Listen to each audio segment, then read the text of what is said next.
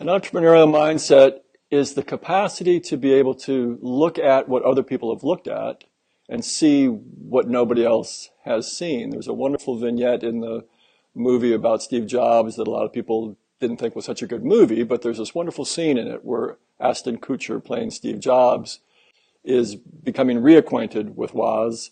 In Woz's little bungalow home, the living room is set up as a workshop. He's got 5 or 6 different workstations, different projects that he's working on, and he keeps trying to bring Jobs' attention over to something that he's working on this table, but Jobs keeps looking over here because over here is something that he's never seen before, which is a keyboard hooked up to a computer monitor. And so you just have this sense in that moment that he is seeing what Woz himself hasn't seen when it comes to the potential of what other people have been looking at. So that's one quality for sure of an entrepreneurial mindset. Another way to think about that is it's the capacity to see problems as opportunities and to see those as opportunities to make things better by making better things, whether it's products, whether it's organizations, whether it's structure. So those are some qualities of an entrepreneurial mindset. I think it's really important that we all develop an entrepreneurial mindset. There's nothing that they can be doing that's more important to their future happiness, whether it's in the success in the marketplace or in their own personal life, than to be intentionally, consciously cultivating an entrepreneurial mindset. And it's really quite easy to do when you grasp the idea that we were all born this way, that it is a core human quality to have an entrepreneurial mindset, that we've taught ourselves the most important things in our lives. We've taught ourselves by applying our entrepreneurial mindset, our sense of curiosity, our imagination, this natural quality that we have for associative thinking, that we can learn something over here and we can learn something over here, and we ourselves bring some new understanding by bringing these ideas together. So we have naturally an entrepreneurial mindset. It's extraordinarily important that we all cultivate this entrepreneurial mindset because, let's face it, we have some extraordinary problems that we're facing, some great challenges ahead of us. And I think we can meet them most successfully if we are intentionally cultivating the quality of resilience, of adaptability, of being able to see, as I said earlier, problems as opportunities. So it's a quality we all need to be developing.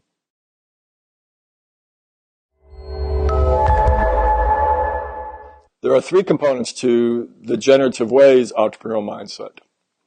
The first is to be intentional, that by simply declaring that from this moment forward, I'm going to be the most creative and entrepreneurial person I can be, puts that in motion, and it puts that in motion immediately by bringing you to the second component, which is it helps you begin to develop creative perspectives on the world. When I write that on a board, I always underline that last S, creative perspectives, to continually remind myself that it isn't developing a perspective, that I want to have multiple creative perspectives on a problem or an opportunity. The more unique views I take of that creative opportunity, the more likely I'll find the aspect of it, the opportunity that I want to and can most effectively develop. The third component is a bias for action, and I immediately attach to that the corollary of ready, fire, aim. Because for too long, we've been too strongly influenced by a corporate mindset that says when you're going to engage in a creative project, the first thing you need to do is create the plan. And it makes sense in a corporate world that maybe that's what we have to do, right? You can't have multiple creative initiatives taking place in your organization without budgets, and you can't get to a budget without a plan. So it makes sense in that world, perhaps, that we need to place the priority on the plan. Unfortunately, too many of us have learned from that model and try to apply that in our entrepreneurial life and think that the first thing we need to do is create the plan. No, the first thing you need to do is begin to build something, to begin to create creative capital with this bias for action and by acting in the world that you're trying to, that you want to serve. Well, the ready, aim, fire bias comes from the generative way. The generative way has a bias for action. And I don't think there's a better way to begin to express that bias for action than through ready, fire, aim. So often we think that it's about creating the plan, that that's where I need to begin, is in creating the plan of what it is that I'm going to do. Ready, fire, aim says, no, just get started. Just take a step. You have an inclination, you have an interest, you have a gut feel about an opportunity, you have a predilection to explore a certain area. Get started. Just engage in action. The world that you're going to be operating in, the world where you're trying to shape this opportunity, is a complex world. Everything's constantly changing, everything's constantly adapting, everything's constantly emerging. If you're static in trying to create a plan while everything else is changing, it's inevitable that your plan is going to be wrong the minute that you've completed your plan. Instead, you need to be active in the world, you need to be participating, and the minute you take that first step, that first ready, fire step, you'll be an observer of what's occurring, and you'll be so much smarter about this opportunity immediately. You'll get this organic, true wisdom of what's happening when you become a participant in that world. So then you calibrate, right? You see what has happened, and then maybe you start to become a little bit more discerning in your next step because of what you've just learned. But the importance is that a body at rest tends to stay at rest. A body in motion tends to stay in motion. And so don't you want to get those natural powers of physics working on your behalf, since early success in any kind of entrepreneurial or creative venture is very much a momentum play. So let's get that momentum. Let's start to create. Let's not plan on what we're going to build. Let's begin to build it and see what happens. And then we're smarter, and then we can continue from there.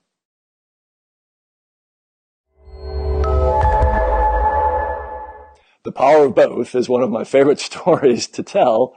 I was driving home one Sunday morning. I was in my old pickup truck.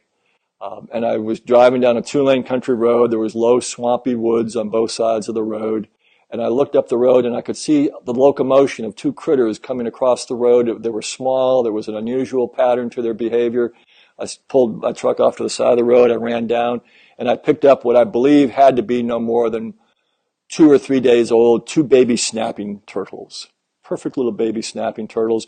One of them immediately responded by retreating deep into its shell, disappearing into its shell.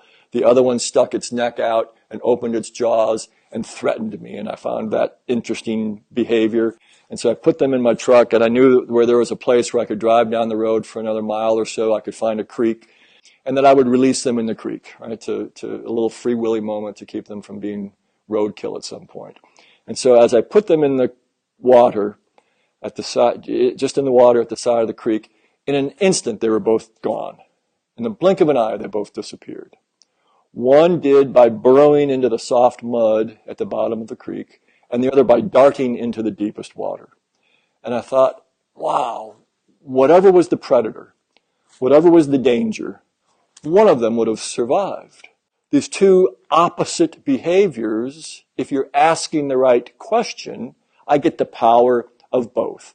I was a person up until then was often known in my entrepreneurial community as the guy who was always preaching focus, focus, focus. Always be really good at something. And there's still, of course, value in that. But now I began to see that if I have contrary behaviors, contrary solutions to a problem, contrary ideas coming out of a strategy that seem to be contradicting each other, rather than compromise between them, which often, of course, results in something less than, maybe if I rethink the question, if I rethink the strategy, if I restate it so that I can unleash the power of both of these apparently contrary ideas, that I might have the most powerful solution of all.